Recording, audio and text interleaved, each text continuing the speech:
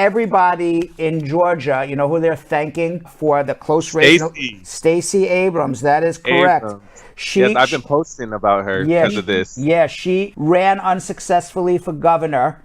And the allegations that she made, which are probably true, I don't know enough about the internal workings of Georgia state politics, but from what I read was that there was a lot of voter suppression especially in the Black and minority communities. And as a result, she lost the governorship in 2018 by about 1.5%.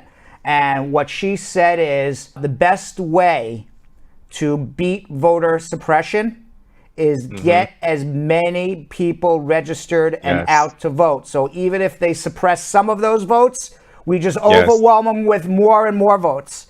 And you know what she did in Georgia between 2018 and 2020? Her organization, which is called the New Georgia Project, it was funded to combat voter suppression. And what they did in Georgia was they were able to register 100,000 people, presumably mostly Democrats, to vote in this election that were otherwise would not have voted. And but for this voter drive by Stacey Abrams and her fabulous organization, Biden would not have even been close in Georgia. She was considered even as a potential running mate. I am sure she will also be considered for something in the cabinet, I would presume, because Biden is definitely going to have to reward her with something. So we will see what happens there. But everybody, go ahead.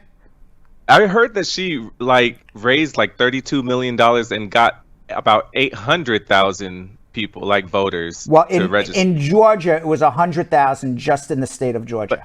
Maybe 800,000 nationwide. But in the state of Georgia, I read it was 100,000 people that came out to vote, presumably voted Democrat because of Stacey Abrams. And yes, this is why it's go ahead, Vanessa. Sorry. Go ahead. It's important. I think it's important for parties to collaborate, right? Even though, of course, when she starts this initiative, it's for her sake also.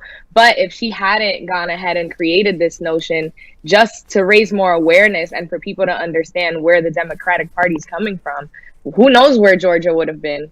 Yeah. Meanwhile, it's very interesting who voted for whom and where.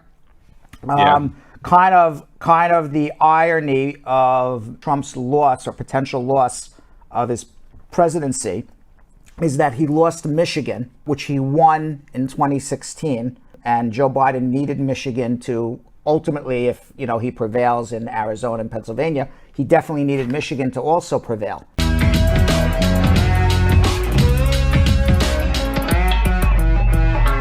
Thanks for watching. For more Brad Show Live, like and subscribe to our YouTube channel.